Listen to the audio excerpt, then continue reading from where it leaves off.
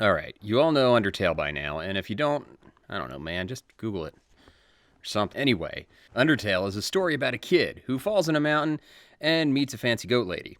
I mean, a whole lot of other stuff happens, but telling you would be really ruining it. So, why is this game awesome? Well, here's a few reasons why.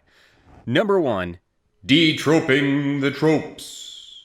JRPGs are lousy with gameplay mechanics that have elevated to trope status, like grinding to gain levels. Even if the word grinding is not like super old, the concept is old. Old, even. Flashback. I was like 5, and Final Fantasy was my jam. Like I was spreading it on bread, and there were mystical battles and crystals. It was amazing. But the bosses were hard for a little tyke, and the way I mitigated that was leveling up before the boss. Just frickin' back and forth fighting like trolls before Garland. And I'd gain levels, and that would give me a sense of progress, even when I wasn't moving through the game. So great, right? But let me ask you a question. What if all those troll dudes that you're just plowing through are actual sentient beings and not just some random malevolence that deserves to be whooped on by a team of 4 fighters? And he has a troll kid and a troll wife, and then wham! Your sword right through his frickin' skull. You'd feel a little bad, right? Undertale poses that same scenario. Sure, monsters attack you, but you don't have to fight them. And depending on how you play the game, more on that later, you shouldn't. Because they aren't looking to hurt you. They're usually just misguided beings who see you and are like, hey, what the hell is this kid doing down here? And the game is successful in actually making you feel bad, really bad, about taking life. Okay, let me get this out of the way. I know they were all just pixels generated by code on a screen. But you know, a movie is just people being fake on a screen and you still cry at the end of Titanic. At least I shut up. Just shut your mouth. Another trope. This one is a no-brainer, but shops, man. Any RPG you go into, you can just unload your crap on the shopkeep, and they are all too happy to pay you for it. But in Undertale, you try that shit and the shopkeep shuts you down. I mean, that's just common sense, right? Who would buy random, probably stolen crap from some dude that wandered off the street? All right, number 2. Consequences matter. Games like Mass Effect and Knights of the Old Republic have long had systems in place that allow you to play either as a good guy or a bad guy, and it's cool. But it's also limited, because in those games, you're still kind of following the same story regardless.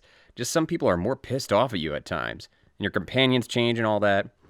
Earlier I said, and depending on how you play the game, more on that later, you shouldn't. Well, that's right now. So there's 3 ways to play the game. In fact, there's a sign in one of the early rooms that alludes to this. And also this dude. This goddamn flower. Fuck him. Anyway, you can be a pacifist and kill no one at all. Just don't do it, man. You can be neutral and, do it a little bit. I did this route because I didn't know any better and shut up and whatever. Or you could just be an evil sumbitch. Like evil. Evil. And out of respect to the game designer, I'm going to refer to this as the No Mercy route, because he doesn't like the other nickname for it.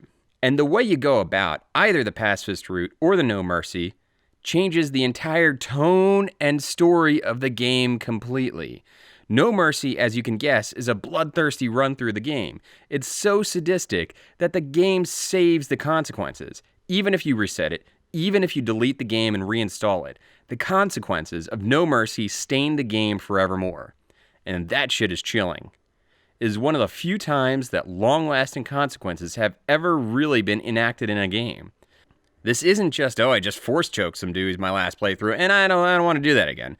No, this is deep. Number 3. The music melts your face off. It's just listen to this.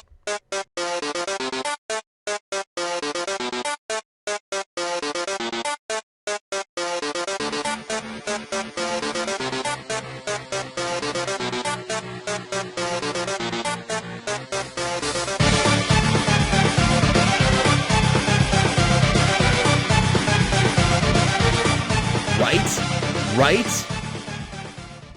Anyway, I don't want to go too much more into the game, but I hope some of these things entice you to pick up Undertale. If you have more reasons you love this game, please comment below. If you hate this game, please comment below. Because, hey, your opinion matters too. Just know that I hate you. Just kidding. Maybe.